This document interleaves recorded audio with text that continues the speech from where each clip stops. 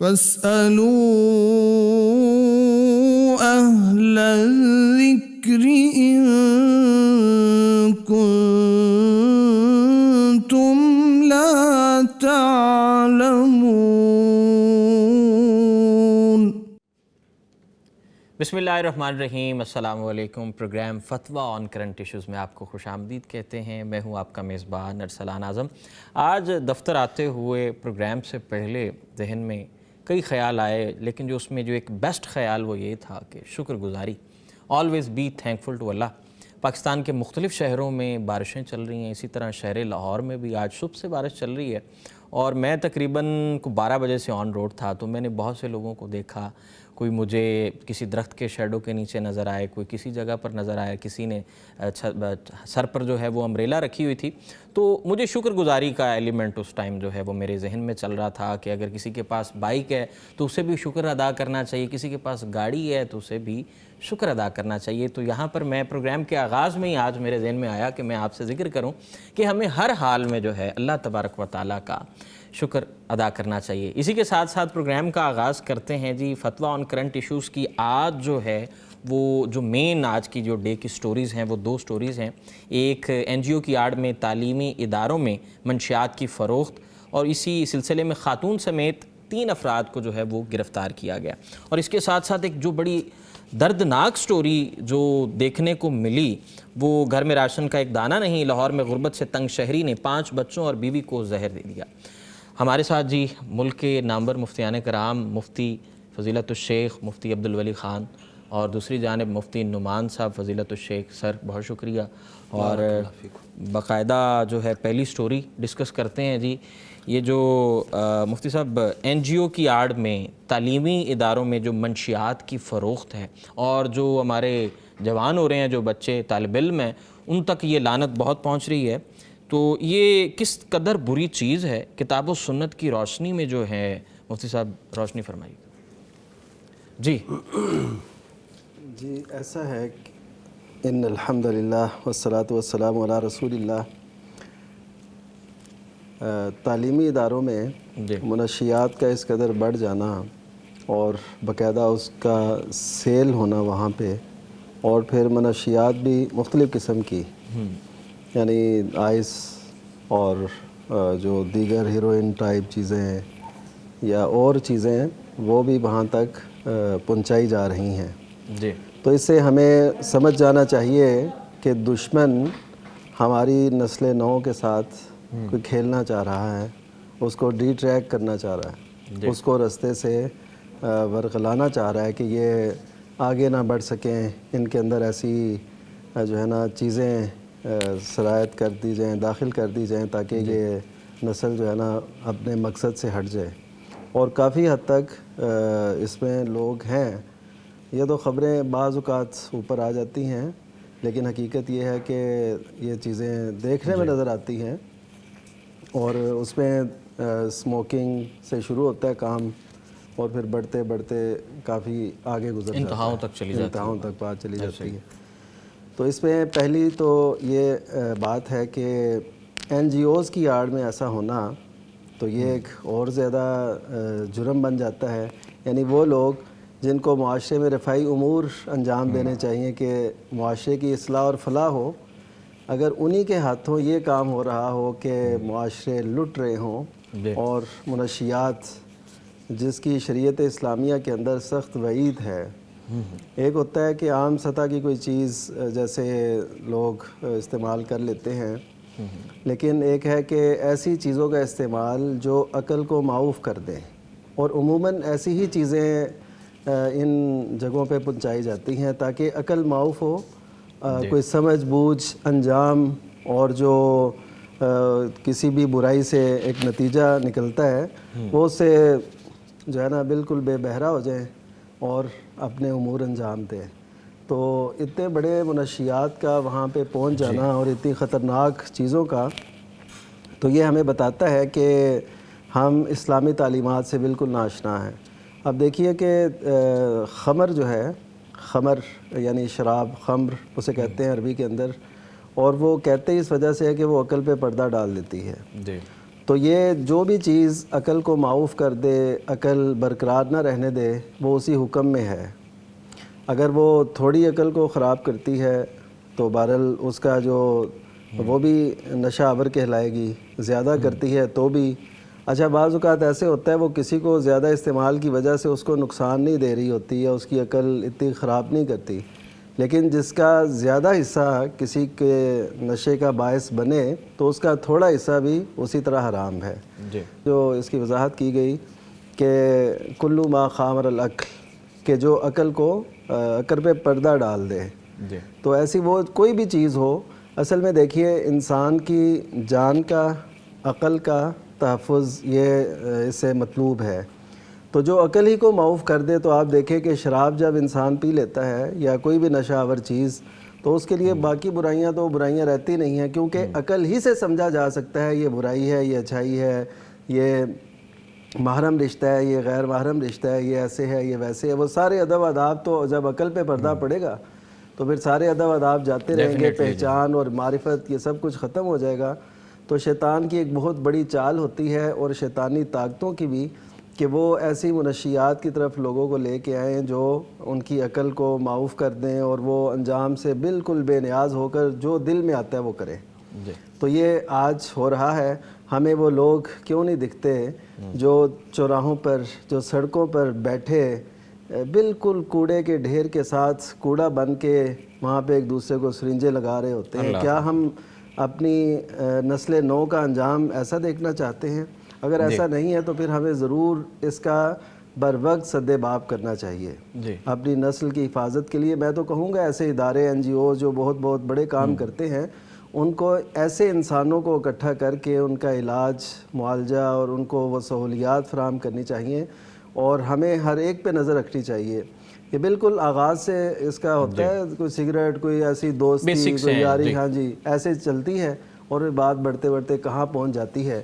اور پھر ایسے اڈے باقاعدہ موجود ہیں جہاں پہ یہ چیزیں ملتی ہیں، اور لوگ ان کے بتاتے بھی ہیں، اور میڈیا ہمارا ان کے لیے وہ ایک تعارف بھی ان کا کراتا ہے کہ ایسے لوگ ہیں اور یہاں پہ ایسا ہو رہا ہے۔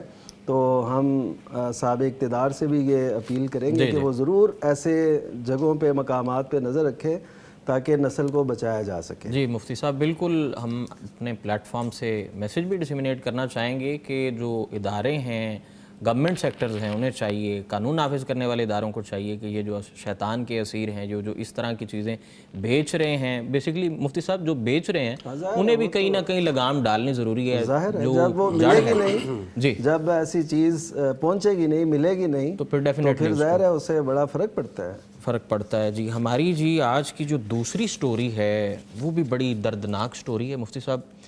ایک ہی گھر کے 6 افراد کو والد زہر دے دیتا ہے، بشمول بچے اور بیوی، اور لاہور کا یہ علاقہ ہے شادرہ، وہاں یہ معاملہ پیش آتا ہے، اور مفتی صاحب بر وقت جو ہے 15 پر کال بھی کر دیتا ہے کہ میں 6-7 مہینے کا میں نے گھر کا رینٹ نہیں دیا اور گھر میں کھانے کے لیے کچھ نہیں ہے، اور پولیس نے بڑا کوئک رسپانس دیا ہے۔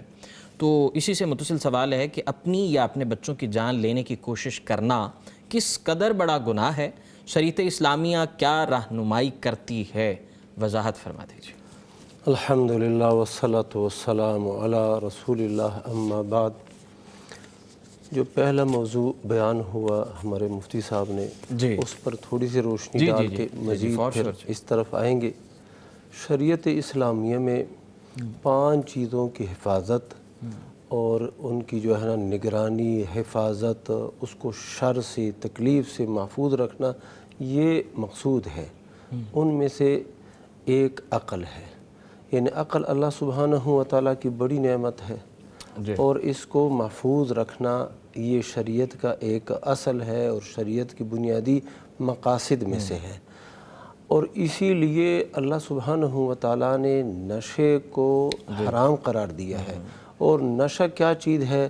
اللہ کے نبی صلی اللہ علیہ وسلم نے ہمیں بتا دیا ہے، کل مسکر خمر، ہر نشہ آور شے وہ خمر ہے۔ اور خمر جو ہے اس کو اللہ تعالیٰ نے قرآن مجید کے اندر حرام فرما دیا ہے.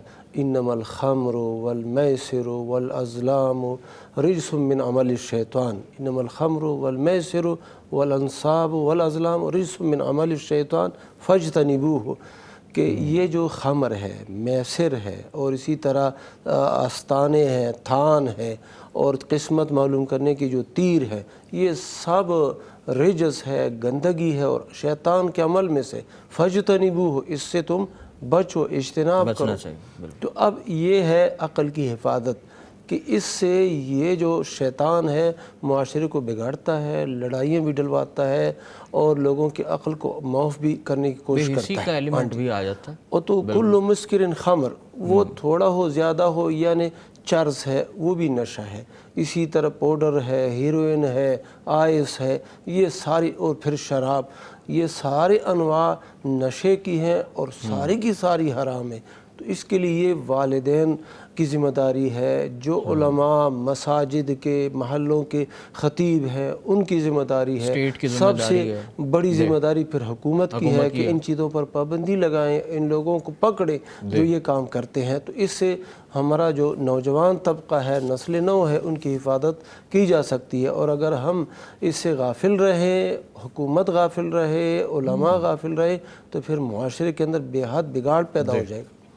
دوسرا جو واقعہ ہے نہایت افسوسناک اور دردناک مسلمانوں کے معاشرے میں، کہ ساتھ والا بھی مسلمان ہے، اس طرف بھی مسلمان ہے، سامنے گھر جو ہے نا وہ بھی مسلمانوں کا ہے، محلہ مسلمانوں کا ہے، لیکن اس کے باوجود حالت یہ ہے کہ ایک مسلمان اٹھتا ہے اور اپنے آپ کو بھی مارنے کی کوشش کرتا ہے، اور اسی طرح بچوں کو بھی جو زہر دیتا ہے، ایسی گولیاں دیتا ہے جن سے ان کی جان جا سکتی ہے. تو یہ کیا وجہ ہے؟ یہ اس کے اندر ایک وجہ یہ ہے کہ ہم نے وہ شریعت کے جو احکام ہیں، آداب ہیں، پڑوسی ہونے کے جو آداب ہیں، ان کا خیال ہی نہیں رکھا. بالکل خیر خبر نہیں ہم لوگ رہتے. اللہ کے نبی صلی اللہ علیہ وسلم نے فرمایا ما زال جبریل یوصینی بالجار یا فی الجار. جبریل مسلسل پڑوسی کے متعلق مجھے وصیت کرتے رہے کہ پڑوسی کے ساتھ حسن سلوک، اچھائی، یہاں تک کہ میں نے یہ گمان کیا انہو سیورثو، اس کو بھی وارث بنا دیں گے. تو یہ سے، اور اسی طرح اللہ کے نبی صلی اللہ علیہ وسلم نے یہ بھی فرمایا ہے کہ وہ شخص مومن نہیں ہے جس کے شر سے اس کا پڑوسی محفوظ نہیں. اور یہ بھی فرمایا ہے من ما آمن بی، وہ شخص مجھ پر ایمان لانے والا ہے ہی نہیں. من بات شبعان، جس نے پیٹ بھر کے کھانا کھایا رات کے وقت، اور وجارہ جائع عند جنبہ، اور اس کا جو پڑوسی ہے وہ اس کے پہلو میں بھوکا سو رہا ہے، بھوکا وہ رات گزار رہا ہے، اور یہ سیر ہو کے سو رہا ہے، اور اسی طرح ساتھ والا پڑوسی اس کو، یعنی اس کی حالت کا پتہ ہی نہیں ہے. یہ ایمان کی نشانی نہیں ہے، یہ تو دوسری طرف یہ نشانی جاتی ہے. تو ایک تو یہ ہے کہ ایسے حالات کا سدباب کیسے کیا جا سکتا ہے؟ وہ ایسے کیا جا سکتا ہے کہ ہم اسلام کے وہ آداب جو پڑوسی کے متعلق ہے وہ معلوم کریں، ہم پڑوسیوں کے احوال معلوم کریں، یہ کیسے لوگ ہیں اور ان کے جو ہے نا کھانے پینے کا سلسلہ کیسا ہے، آمدنی کیسی ہے، تاکہ محلے کے لوگ وہ پھر شامل ہو کے ان کی مدد کریں. ایک بات. دوسری بات یہ ہے کہ ان لوگوں کو یہ بھی بتا دیا جائے کہ یہاں پر زہر کھا کے خودکشی کر کے دنیا سے چلے جانا یہ مسائل کا حل نہیں ہے. اس کے بعد تو مسائل شروع ہو جاتے ہیں. صحیح بخاری اور صحیح مسلم اور دیگر کتب کی حدیث ہے، صحیح حدیث ہے. جب بخاری میں حدیث آ جائے پھر تو وہ صحیح ہوتی ہے. اس میں کیا فرمایا کہ جو خودکشی کرنے والا شخص ہے، جس چیز کے ساتھ بھی وہ خودکشی کرے، زہر کھا کے خودکشی کرے، چھری مار کے، پسٹل کے ساتھ، کسی اور ذریعے سے، یہ قیامت تک یہی سلسلہ اس کے ساتھ چلتا رہے گا، اپنے آپ کو مارے گا، خودکشی کرے گا، پھر ٹھیک ہوا، پھر خودکشی، یہاں تک کہ قیامت کے دن اس کا حساب ہوگا. پھر اللہ کی مرضی ہے کہاں پر اس کو بھیجتا ہے، جنت میں بھیجتا ہے معاف کر کے یا پھر جہنم میں سزا کاٹنے کے لیے بھیجتا ہے، یہ اللہ کی مرضی. تو مسئلہ ادھر سے نہیں ختم ہوتا کہ یہاں خودکشی کر لی، دنیا سے چلے گئے، اب آرام اور راحت ہے. نہیں، بڑی طویل زندگی جو نہ ختم ہونے والی زندگی وہ شروع ہو گئی ہے، اور اس میں اللہ تعالیٰ پوچھے گا کہ اللہ کے بندے جان میں نے دی تھی، یہ تو نے کیوں اس جان کو نا مار دیا، اور یہ حق تجھے حاصل نہیں تھا. تو بہر صورت قطع کلامی کی معذرت، یہیں سے کنٹینیو کریں گے. ہمارے ساتھ کالر ہیں جی جہلم سے. السلام علیکم ورحمۃ اللہ. جی وعلیکم السلام. جی کیسے مزاج ہیں؟ خیر خیریت سے ہیں آپ؟ خوش آمدید کہتے ہیں آپ کو اپنے پروگرام میں. جی بھائی میں نے یہ مسئلہ پوچھنا، چھوٹا بچہ ہے میرا، تو 8 سال عمر ہے، تو وہ بغیر وضو کے مسجد میں جاتا ہے میرے ساتھ. جی یاد رہو یاسین ہے، 1 منٹ. جی جی یاسین ادھر آؤ. جی جی جی جی وعلیکم السلام بھائی، کیا حال ہے؟ جی الحمدللہ خیر خیریت سے ہیں جی. آپ کا بیٹا ہے یاسین؟ جی میرے اچھا، بیٹے کا نام ہے یاسین. ٹی وی کی تھوڑی سی آواز کم کیجئے. آپ کا بیٹا ہے یاسین اور وہ مسجد آپ کے ساتھ جاتا ہے؟ جی یاسین ہے، وہ بغیر وضو کے نا مسجد میں جاتا ہے. بغیر وضو کے مسجد میں؟ جی آواز نا آپ کی آواز کلیئر نہیں آ رہی، ٹی وی کی آواز تھوڑی کم کیجئے اور پھر فرمائیے. جی بغیر وضو کے. جی چلیں جی، تھینک یو جی، تھینک یو سو مچ. ہاں جی مفتی صاحب، یہ سائل ہیں جی، یہ کہہ رہے ہیں کہ ان کا بیٹا ہے جی بغیر وضو کے ان کے ساتھ مسجد جاتا ہے، اور بچہ ہے 8 سال کا اس کی عمر ہے جی. یہ تو اچھی بات ہے کہ مسجد جا رہا ہے. جی یہ الحمدللہ اس والد کو اللہ کا شکر ادا کرنا چاہیے کہ اس کا بچہ مسجد جا رہا ہے. جی ساتھ ساتھ ان کو یہ بات بھی بتائی جائے کہ نماز اللہ سبحانہ و تعالیٰ جو نماز کو بغیر وضو کی نہیں قبول فرماتا. لا تقبل صلاۃ بغیر طہور، اللہ نے فرما دیا ہے کہ طہارت کے بغیر، وضو کے بغیر کوئی نماز قبول نہیں ہوتی. اور اللہ نے یہ حکم دیا ہے کہ جب تم اذا قمتم الی الصلاۃ فاغسلوا وجوہکم وایدیکم، جب تم نماز کے لیے کھڑے ہو جاؤ، یعنی نماز کا ارادہ ہے، مسجد جا رہے ہو تو وضو کرو، چہرہ دھو لو، اور اسی طرح ہاتھ دھو لو، سر کا مسح کرو، پاؤں دھو لو. یہ حکم ہے طہارت حاصل کرنا. تو بچے کو ہم بھی سمجھاتے ہیں اس پیغام ٹی وی کے ذریعے سے، اور آپ خود بھی سمجھائیں کہ بیٹے نماز یہ اللہ کا فریضہ ہے اور حکم ہے کہ اس کو ادا کرو، لیکن اس کے لیے شرائط ہیں، شرطیں ہیں، آداب ہے، ارکان ہے. ان شروط میں سے ایک پیار یہ سے ہے، سمجھایا جائے مفتی صاحب. ہاں جی، ان شروط میں سے ایک ہے وضو. وضو کے بغیر نماز نہیں ہوتی. اللہ ان کو توفیق دے. اللہ تعالیٰ توفیق دے جی. اور یہ تو خوشی کی بات ہے کہ بچوں میں دینی رنگ نظر آ رہا ہے، اور وہ آپ کے ساتھ آپ کو دیکھتے ہیں کہ آپ مسجد جا رہے ہیں، اور آپ کے بچے بھی آپ کے ساتھ ہیں. تو ہمیں جو ہے ہمیں چاہیے کہ بچوں میں، ہم سب میں جو ہے ایک دینی رنگ، ہماری جو عبادات ہیں، ہمارے جو بھی مسائل ہیں، ہماری زندگی کی تمام تر چیزیں ہیں، وہ اسلامک پرنسپلز کے اکارڈنگ ہونی چاہیے. یہاں پر وقت ہوا ہے جی ایک بریک کا، اور بریک سے واپس آ کر شرعی سوالات کا سلسلہ آگے بڑھاتے ہیں. فاسألوا أهل الذكر إن كنتم لا تعلمون. فاسألوا أهل الذكر إن كنتم لا تعلمون. ویلکم بیک جی. پروگرام میں ایک بار پھر آپ کو خوش آمدید کہتے ہیں. آپ بھی ہمارے پروگرام کا حصہ بن سکتے ہیں. نیچے دیے گئے نمبر پر رابطہ کریں اور آپ کے شرعی سوالوں کے، سماجی سوالوں کے جوابات جو ہے ہمارے اس پروگرام میں انشاءاللہ ہم ضرور جو ہے بھرپور کوشش کرتے ہیں کہ آپ کے سوالوں کے جواب دیے جا سکیں. آگے بڑھتے ہیں جی. ایک سائل ہیں مفتی صاحب، وہ ہم سے پوچھ رہے ہیں کہ میں ایک ایسی کمپنی میں کام کرتا ہوں جو کمپنی سود کا کام کرتی ہے، لیکن میری جو ذمہ داریاں ہیں، جو میری جاب ڈسکرپشن ہے وہ بڑی ہٹ کے ہے. تو کیا میرے لیے اس کمپنی میں ملازمت کرنا درست ہے؟ کتاب و سنت کی روشنی میں جو ہے رہنمائی فرماتے ہیں. اصل میں ایسا ہوتا ہے بعض اوقات کوئی بھی براہ راست حرام میں ملوث ہوتا ہے، جی کوئی بالواسطہ. تو شریعت جو ہے نا دونوں کو روکتی ہے. حرام میں جو براہ راست ملوث ہیں تو وہ تو ہیں ہی، ان کا تو جرم ہے، یہ تو واضح ہے. کوئی بھی حرام کام میں جس قدر شریک ہوگا اسی قدر وہ ذمہ دار ہے اور جواب دہ ہے. تو اور یہ سود کا حرام ہونا یہ تو بالکل واضح ہے اور اس میں کوئی دوسری رائے نہیں ہے امت کے اندر. جی باقی رہا مسئلہ کہ بالواسطہ جیسے اسی ادارے میں کوئی اکاؤنٹس کے مراحل میں ہو، کوئی اس کے تحفظ کے لیے ہو، کوئی ڈاکومنٹیشن کے حوالے سے ہو، کوئی بھی ایسی بات ہو، تو اصل میں یہ بالواسطہ اس سے تعاون ہے. تو شریعت اسلامیہ ہمیں اس سے بھی روکتی ہے کہ وَلَا تَعَاوَنُوا عَلَى الْإِثْمِ وَالْعُدْوَانِ، کہ گناہ پر اور زیادتی کے کام پر تم نے ایک دوسرے سے تعاون بھی نہیں کرنا. تو یہ بھی ایسے سمجھے کہ ان کے ساتھ ایک تعاون ہے، تو اس وجہ سے یہ ان کے لیے ناجائز ہے. اچھا مفتی صاحب، سروس دینے والا جو ہے کوئی آفس بوائے بھی ہو سکتا ہے؟ ہاں جی، تو اس پر ہاں وہ بھی ظاہر ہے، وہ اس قدر اس میں وہ شامل ہے. جی کیونکہ وہ پے لے رہا ہے وہاں سے. جی وہ سارا کسی نہ کسی مرحلے میں. اب اس میں تو دیکھیے نا، نبی صلی اللہ علیہ وسلم نے یہاں تک فرمایا کہ سود کھانے والا، سود کھلانے والا، آکلہ و موکلہ و شاہدیہ و کاتبہ، تو یہ ساری جو آئی نا، یہ اس وجہ سے اتنی وضاحت سے آپ نے بیان فرمایا کہ جو بھی اس میں کسی بھی درجے کا شریک ہے نا تو وہ مجرم ہے.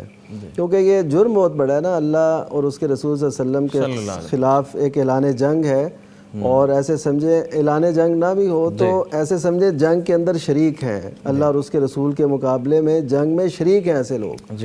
تو ان کے پھر پشتی بان بننا، ان کو سپورٹ اور حمایت فراہم کرنا، تو یہ ظاہر ہے جرم کی نوعیت بہت زیادہ بڑھ جاتی ہے اور بڑا حساس معاملہ ہے. وہ حدیث مبارکہ تو خیر ثابت نہیں ہے کہ ایک وقت آئے گا کہ جو سود کا دھواں ہے وہ ہر ایک تک پہنچے گا، یہ حدیث ثابت نہیں. لیکن یہ ہے کہ معاملہ تقریباً ایسا ہی چل رہا ہے کہ لوگ کسی نہ کسی درجے میں اس میں پھنسے ہوئے ہیں. تو اس سے اپنے آپ کو نکالنا، اس سے رہائی پانا اور ایسے اداروں میں جاب نہ کرنا. اب ظاہر ہے لوگوں کو اگر نہیں ملیں گے، اتنا شعور ہو، تو آپ خود بتائیے کہ ان لوگوں کو کتنی مشکلات پیش ہیں جو سودی کاروبار کرتے ہیں یا کام کرتے ہیں. تو اس وجہ سے اس سے بچنا چاہیے، اور یہ بھی حرام ہی کی ایک صورت ہے اور حرام کی طرف لے جانے والا ایک معاملہ ہے. اس سے ہمیں اپنا دامن بچا لینا چاہیے. اللہ تعالیٰ جی ہمیں رزق حلال کھانے کی توفیق عطا فرمائے. یہاں پر جی ایک کالر ہیں، ہماری ایک بہن ہے لاہور سے. جی السلام علیکم ورحمۃ اللہ. سیالکوٹ سے ہوں میں.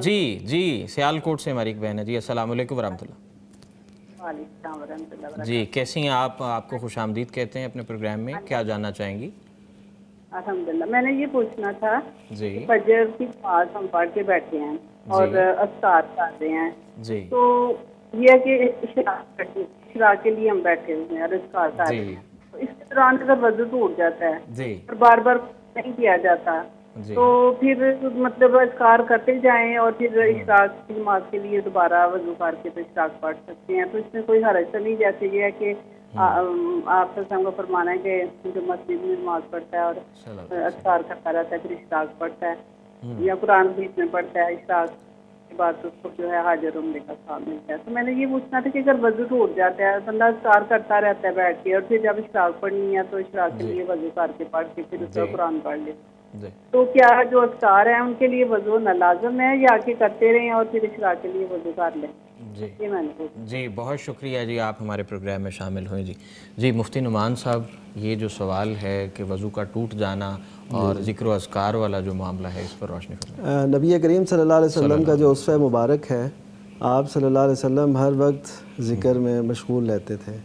اور یہ بھی واضح ہے کہ ہر وقت ظاہر ہے بندہ اس حالت میں نہیں ہوتا، وضو کی حالت میں. تو بہرحال یہ ہے کہ ذکر اذکار وضو کے بغیر ہو سکتے ہیں.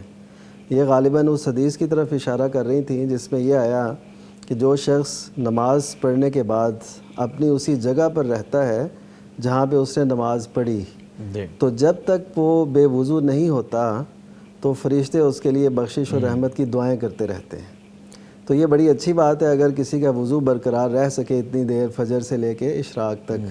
اس میں اور وہ وہاں پہ رہے اپنی مسجد یا نماز پڑھنے والی جگہ پر، اگر خاتون ہے وہ گھر میں اسی جگہ پہ رہے تو یہ اس ثواب کو پا سکتی ہیں۔ لیکن اگر ظاہر ہے کوئی حاجت ہے، کوئی ایسی چیز ہے، ضرورت پیش آئی ہے، تو بے وضو ہو بھی جائیں تو ذکر اذکار جاری رکھیں۔ فرشتوں کی دعائیں یہاں تک ہو گئیں جہاں تک بے وضو نہیں ہوا، اس کے آگے جو ثواب ہے ذکر اذکار کا وہ تو ملتا رہے گا، کیونکہ ذکر اذکار کے لیے وضو کا ہونا شرط نہیں ہے۔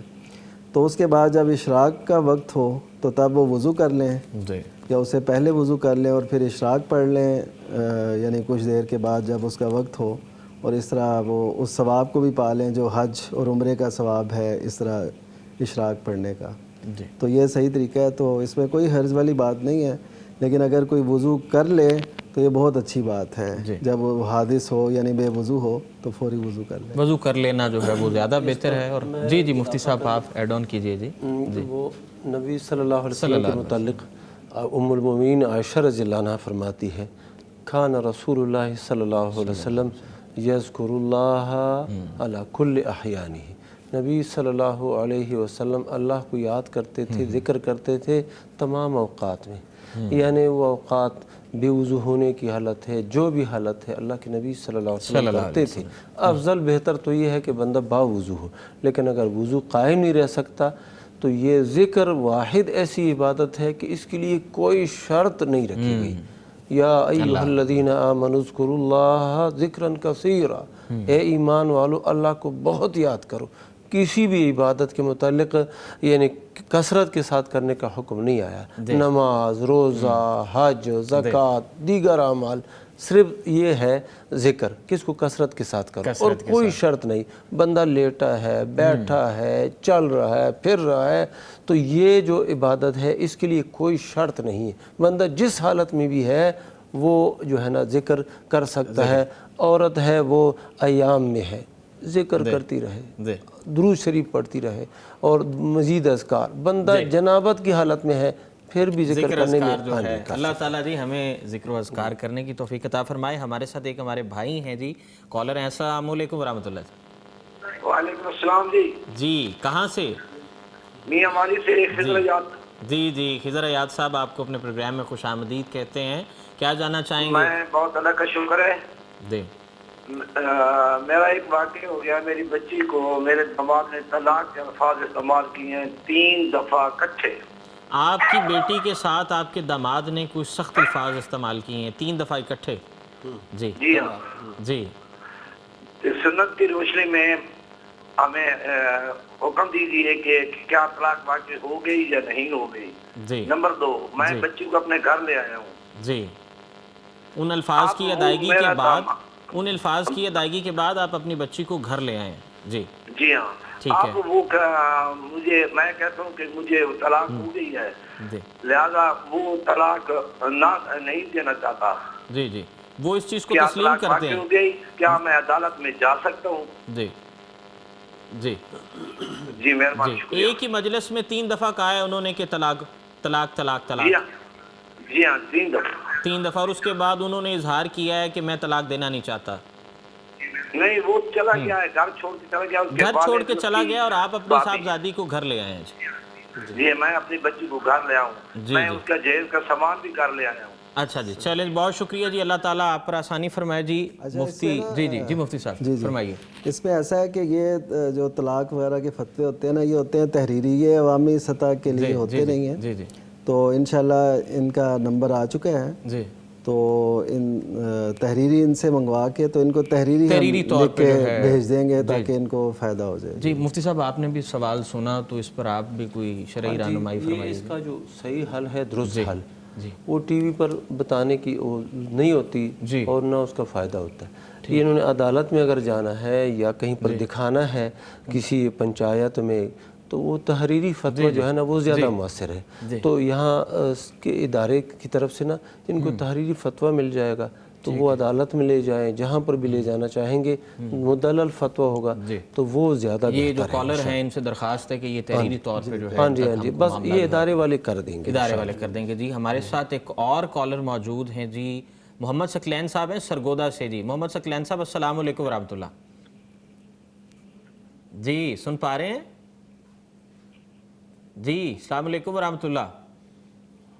آئی تھنک کال ڈراپ ہو گئی ہے اور سوالوں کی جانب بڑھتے ہیں. مفتی صاحب ایک صاحب ہیں، ایک شخص ہیں، انہوں نے پوچھا ہے کہ میں نے دوسرے شخص سے مکان بنانے کے لیے قرض کی رقم لی، تو اس رقم میں سے کچھ رقم قرض کی جس نے قرض لیا تھا اس نے کہا کہ آپ چھوڑ دیں، تو انہوں نے چھوڑ دی. بعد میں اس کو پیسے میسر آ گئے تو اس نے وہ رقم ان کو دینا چاہی، لیکن انہوں نے کہا کہ ہم نے آپ کو ہبہ کر دیا، تو اب ہم نہیں لیں گے. قرض دار نے کہا کہ میرے دل میں خلش ہے کہ آپ یہ رقم واپس لے لیں. اب اس کا بقیہ رقم کا وہ کیا کریں، وضاحت فرما دیجیے مفتی نعمان صاحب. ہاں، اس میں صورت اصل ایسے ہے کہ ایک شخص نے اپنے قرض کا کچھ حصہ قرض لینے والے یعنی قرض دار کے کہنے پر چھوڑ دیا، کیونکہ اس وقت ان کے حالات میں تنگی تھی. بعد میں اللہ تعالیٰ نے ان کو مال سے نوازا، تو انہوں نے کہا کہ میں نے وہ جو معاف کروایا تھا نا، وہ دوبارہ میں ان کو ادا کر دوں، کیونکہ میرے سینے میں خلش ہے. تو اب وہ لے نہیں رہے. تو اصل ایسا ہے کہ جب کوئی بندہ کسی کو ہبہ کر دیتا ہے، ہبہ کرنے میں دونوں مراد ہیں، یا تو کوئی چیز تحفے میں دے یا اپنا حق چھوڑ دے، یہ بھی ہبے کی صورت ہوتی ہے. آپ نے جو اپنا حق تھا وہ آپ نے کہا جی اتنا مجھے کم دے دیں، تو آپ نے اس حق سے دستبردار ہو گئے.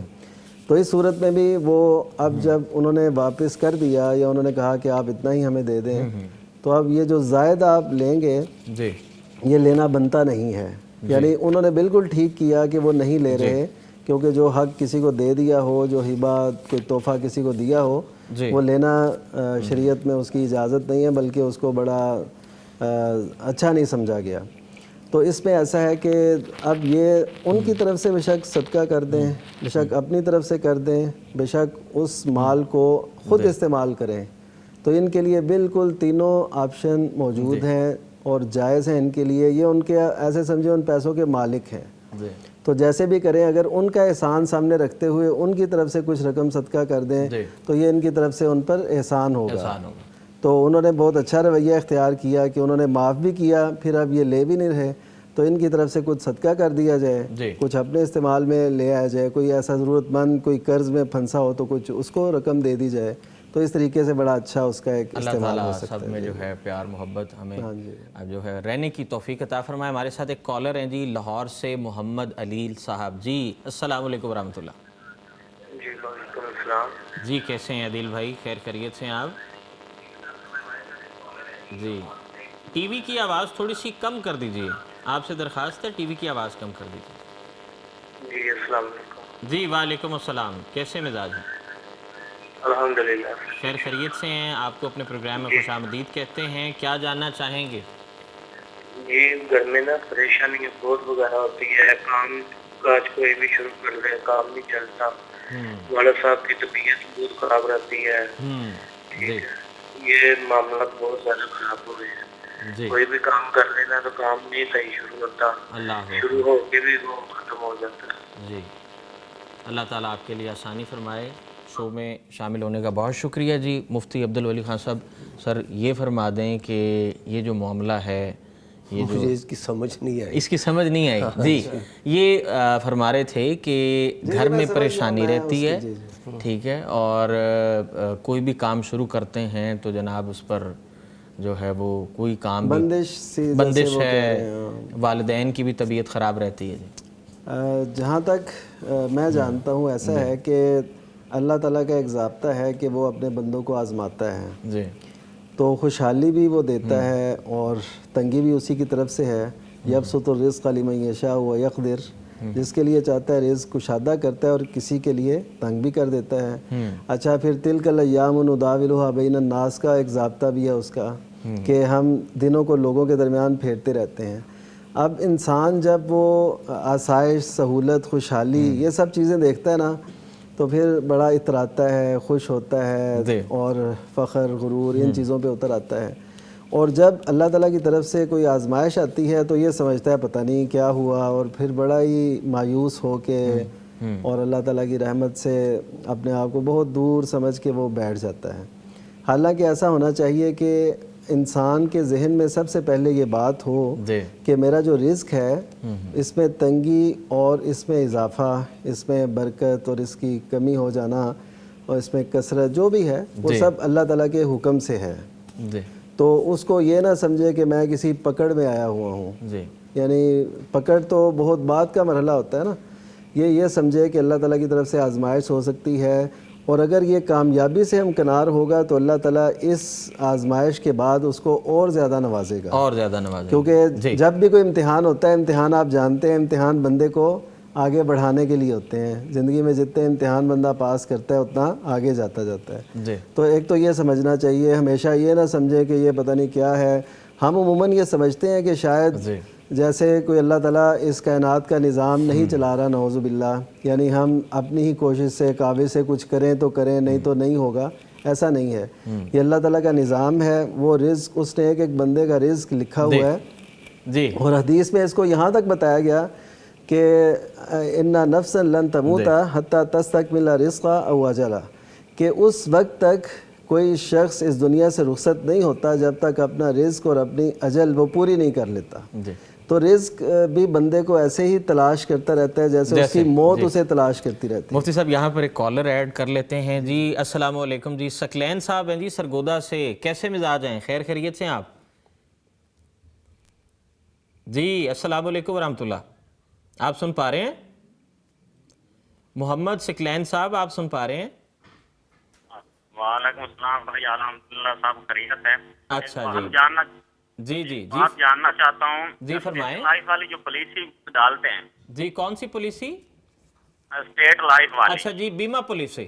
جی بیمہ پالیسی یہ جائز ہے یا نجائز ہے اسلام میں؟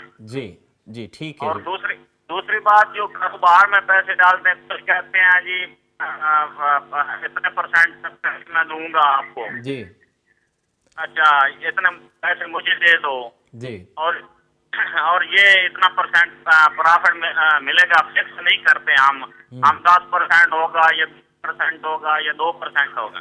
جی اسلام میں یہ جائز ہے یہ نجائز ہے؟ دونوں باتوں کا سوال. ایک بیمہ پالیسی اور دوسرا جو پیسوں کے عوض جو ہے جو آپ کو منافع ملتا ہے، کاروبار جو کرتے ہیں. جی بہت شکریہ جی محمد ثقلین صاحب ہمارے شو کا حصہ بننے کے لیے. جی مفتی عبد الولی خان صاحب سر یہ فرما دیں کہ یہ جو معاملہ ہے، یہ جو کالر نے پوچھا ہے کہ ایک آپ جو پیسے دے کے اس پر کوئی معاوضہ طے کر لیتے ہیں یا اس پر کوئی رقم مہینے کے بعد طے کر لیتے ہیں، اور دوسرا جو اسٹیٹ لائف کی طرف سے یہ جو بیمہ پالیسی ہے، اس کی کیا شرعی حیثیت ہے؟ ان دونوں معاملات کی شرعی حیثیت فرمائیں.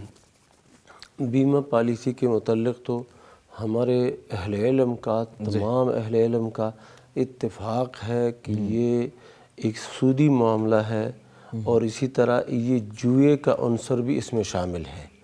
جوئے کا معاملہ ہے، سودی معاملہ ہے، اور اس کے علاوہ اس میں شروط فاسدہ بھی ہے. تو فاسد شرط ہونے کی وجہ سے اور سودی معاملہ ہونے کی وجہ سے اور اسی طرح جوئے کا معاملہ ہونے کی وجہ سے یہ معاملہ جائز نہیں ہے، اور یہ تقریباً اس پر اتفاق ہے. سودی معاملہ کس طرح ہے؟ سودی معاملہ یہ ہے کہ یہ دیتا ہے مثلاً 20,000 قسطیں اس نے جمع کرائی تھی، 20,000 قسطیں جمع کرائی تھی، اب اس کو مل رہے ہیں 25 لاکھ. مر گیا 25 لاکھ اب یہ وصول کر رہا ہے. تو اب یہ 25 لاکھ کس بنیاد پہ وصول کر رہا ہے؟ بنیاد اس کی وہ 20,000 ہے، قسطیں جو اس نے جمع کرائی ہیں، یا لاکھ جمع کرا دیے ہیں. اب ان پیسوں کی بنیاد پر اس کو یہ 25 لاکھ مل رہے ہیں، اس کو مل رہے ہیں، اس کے بچوں کو مل رہے ہیں، بنیاد اسی نے ڈالی ہے. جوئے کا مسئلہ یہ ہے کہ وہ بھی اس کے اندر بھی مخاطرہ جو ہوتا ہے نا، کہ یہ چیز ملے گی یا نہیں ملے گی. ہو سکتا ہے اس کی زندگی بڑی لمبی ہو جائے، تو لمبی ہوتے ہوتے وہ سارے قسطیں یہ خود ہی جمع کرائیں اور اس وقت تک یہ نہ مرے. تو وہ اس میں نا سارے پیسے اس نے جمع کرا مفتی صاحب اس کو مختصراً کر کے ہم بریک کے بعد پھر اس کو جو ہے وہ لے لیتے ہیں. ٹھیک. جی مفتی صاحب جو ہے اس کو سلسلے کو آگے بڑھاتے ہیں بریک کے بعد. جی یہاں پر وقت ہوا ہے جی ایک بریک کا. آپ بھی ہمارے پروگرام کا حصہ بن سکتے ہیں اور نیچے دیے گئے نمبر پر جو ہے آپ رابطہ کر کے ہمارے پروگرام میں شامل ہو سکتے ہیں. اسألوا أهل الذكر إن كنتم لا تعلمون. فاسألوا أهل الذكر إن كنتم لا تعلمون. ویلکم بیک جی. پروگرام میں ایک بار پھر آپ کو خوش آمدید کہتے ہیں. آپ بھی ہمارے پروگرام کا حصہ بن سکتے ہیں. نیچے دیے گئے نمبر پر آپ ہم سے رابطہ کر سکتے ہیں. مفتی صاحب وہ وہیں سے کنٹینیو کرتے ہیں, ذرا مختصراً اس کو بیان کر دیجئے. دوسرا سوال اس بھائی نے یہ کیا تھا کہ ایک بندہ دوسرے کو پیسے دیتا ہے اور پھر اس سے منافع جو وصول کرتا ہے, تو ایک صورت ہے مضاربت کی. مضاربت کی صورت یہ ہوتی ہے کہ ایک بندے کا پیسہ ہوتا ہے, دوسرے بندے کا عمل ہوتا ہے, محنت اس کی ہوتی ہے. تو یہ پھر اس کے نتیجے میں کیا ہوتا ہے کہ جو منافع ہوتا ہے, منافع کے اندر وہ فیصدی طے کر لیتے ہیں, یعنی آدھا, نصف یا 2/3, 1/3, جو بھی ان کے درمیان طے ہو جائے وہ ٹھیک ہے, وہ مضاربت ہے. لیکن اگر پیسے دے کے وہ یہ کہیں کہ مہینے کے بعد آپ نے مجھے 10,000 روپے دینے ہیں, 5,000 دینے ہیں, یہ پیسے طے کر کے یہ پھر جائز نہیں ہے. منافع میں آپ فیصد رکھ سکتے ہیں کہ جو منافع ہوگا, کبھی منافع 50,000 ہوگا تو ٹھیک ہے, کبھی وہ 25,000 ہوگا, تو وہ اس حساب سے آپ کر سکتے ہیں کہ 1/3, 2/3 جو بھی ہوگا. جی یہاں پر بھی ایک کالر ہیں جی, اسحاق صاحب ہے جی لاہور سے. السلام علیکم ورحمۃ اللہ جی. جی السلام علیکم ورحمۃ اللہ. آپ سن پا رہے ہیں ہمیں اسحاق صاحب؟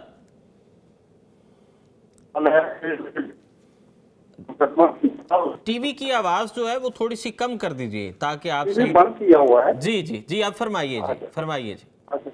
وہ جی آئی تھنک کوئی کمیونیکیشن بیریئر ہے جی. 8 مہینے کے بعد جی جی جی فرمائیے جی, جی فرمائیے, دوبارہ سے فرمائیے جی, کیا کہنا چاہ رہے ہیں, کیا جاننا چاہ رہے ہیں جی. آئی تھنک یہ کوئی بیریئر آ رہا ہے مفتی صاحب جی, سگنل ایشو ہے. ہم دوبارہ پھر جو ہے انہیں لائن پہ لیتے ہیں. ایک اور کالر بھی ہمارے ساتھ کچھ دیر میں جو ہے ہمیں جوائن کریں گے جی, اور یہ حاجی مقصود صاحب ہیں, حاجی تصور علی, حاجی تصور علی صاحب ہیں بہاول نگر سے. جی السلام علیکم ورحمۃ اللہ. وعلیکم السلام ورحمۃ اللہ وبرکاتہ. جی کیسے مزاج ہیں, خیر خیریت سے ہیں جی آپ؟ بھائی میرا سوال یہ ہے کہ ایک آدمی نے قرض لینا تھا کسی آدمی سے جی, 8-10 بندوں کے اندر اس نے وہ قرض معاف کر دیا غصے میں جی اور اچھا پھر 8-10 سال کے بعد وہ کہہ رہا ہے میں نے دینا ہے, ٹھیک ہے, اس کا کیا بنے گا؟